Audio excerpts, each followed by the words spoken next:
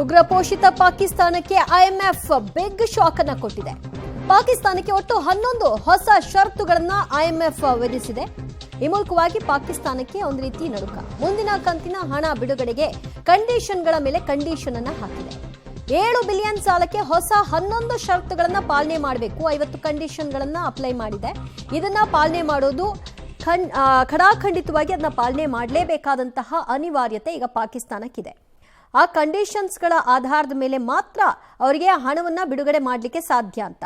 ಇದು ಭಾರತ ಐಎಂಎಫ್ಗೆ ಪದೇ ಪದೇ ಪಾಕಿಸ್ತಾನ ಈ ಹಣವನ್ನು ಯಾವ ರೀತಿ ದುರ್ಬಳಕೆ ಮಾಡ್ಕೊಳ್ತಾ ಇದೆ, ಇದನ್ನ ಕಡಿವಾಣ ಹಾಕದೆ ಹೋದ್ರೆ ಮುಂದಿನ ದಿನಗಳಲ್ಲಿ ಇದು ದೊಡ್ಡ ಮಟ್ಟಿಗಿನ ಸಮಸ್ಯೆ ಆಗುತ್ತೆ ಅಂತ ಎಚ್ಚರಿಸುವಂತಹ ಕೆಲಸವನ್ನ ಮಾಡಿತ್ತು.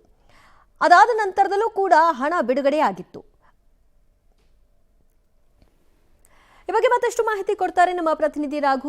ಒಟ್ಟು 11 ಷರತ್ತುಗಳು ಈಗ ಪಾಕಿಸ್ತಾನಕ್ಕೆ ಹಣವನ್ನು ಪಡೆಯುವ ವಿಚಾರದಲ್ಲಿ ಯಾವ ರೀತಿ ತೊಡಕಾಗಬಹುದು ಮತ್ತು ಭಾರತ ಹೇರಿದಂತಹ ಒತ್ತಡದ ಪ್ರತಿಫಲ ಅಂತ ಕಾಣುತ್ತೆ ಇದು ಐಎಂಎಫ್ ಈಗ ತೆಗೆದುಕೊಂಡಿರುವಂತಹ ನಿರ್ಧಾರ. ದಿವ್ಯ, ಒಂದು ಆಂಗಲ್ ನಲ್ಲಿ ನೋಡೋದಾದ್ರೆ ಇದರಲ್ಲಿ ಭಾರತ ಏರಿದಂತ ಒತ್ತಡವೂ ಕೂಡ ಇರಬಹುದು ಅನ್ನುವಂಥದ್ದು ಒಂದು ರೀತಿಯಲ್ಲಿ ಭಾಸವಾಗುವಂಥದ್ದು.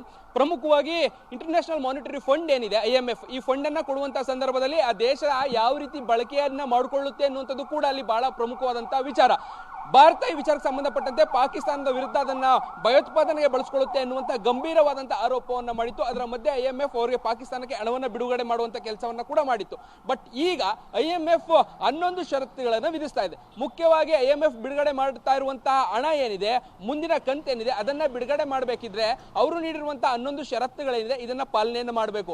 ಅದರಲ್ಲಿ ಬಹಳ ಮುಖ್ಯವಾಗಿ ಆ ದೇಶದಲ್ಲಿ ಯಾವ ರೀತಿ ಅದನ್ನ ಬದಲಾವಣೆಗೆ ಅಥವಾ ಅಭಿವೃದ್ಧಿಗೆ ಬಳಸ್ಕೊಳ್ತಾರೆ ಎನ್ನುವಂತ ನಿಟ್ಟಿನಲ್ಲಿ ಒಂದಷ್ಟು 11 ಕಂಡೀಷನ್ಗಳು ಏನಿರ್ತವೆ ಅವೆಲ್ಲವನ್ನ ಕೂಡ ಒಪ್ಕೋಬೇಕು. ಜೊತೆಗೆ ಅದಕ್ಕೆ ಸಂಬಂಧಪಟ್ಟಂತೆ ಡೀಟೇಲ್ಸ್ ಗಳನ್ನ ಕೊಡಬೇಕು. ಅದಕ್ಕೆ ಸಂಬಂಧಪಟ್ಟಂತೆ ಒಂದಷ್ಟು ವಿಚಾರಗಳನ್ನ IMF ಜೊತೆ ಹಂಚ್ಕೊಳ್ಬೇಕಾದಂತ ಪರಿಸ್ಥಿತಿ ಈಗ ಪಾಕಿಸ್ತಾನಕ್ಕೆ ಎದುರಾಗಿರುವಂತದ್ದು. ಇದಕ್ಕೆ ಸಂಬಂಧಪಟ್ಟಂತೆ ಈಗ ಇಮಿಡಿಯೇಟ್ ಆಗಿ ಅವರು ಅವರ ಪಾರ್ಲಿಮೆಂಟ್ ಅಲ್ಲಿ ಕೂಡ ಇದನ್ನ ಅನುಮೋದನೆಯನ್ನ ಪಡೆಯುವಂತ ಕೆಲಸಗಳನ್ನ ಮಾಡಬೇಕಾಗುತ್ತೆ. ಅದಾದ ಬಳಿಕ ಬಡ್ಜೆಟ್ ಅನ್ನ ಕೂಡ ಮತ್ತೆ ಜೂನ್ ಒಳಗಾಗಿ ಬಡ್ಜೆಟ್ ಅನ್ನ ಮಾಡಿ ಅದಕ್ಕೆ ಯಾವ್ಯಾವುದಕ್ಕೆ ಎಷ್ಟೆಷ್ಟು ಖರ್ಚಾಗುತ್ತೆ, ನಾವು ಯಾವ ಅಭಿವೃದ್ಧಿಗೆ ಎಷ್ಟೆಷ್ಟನ್ನ ಬಳಕೆಯನ್ನ ಮಾಡ್ಕೊಳ್ತಾ ಇದ್ದೇವೆ ಅನ್ನುವಂತ ವಿಚಾರವನ್ನ ಹೇಳ್ಬೇಕು.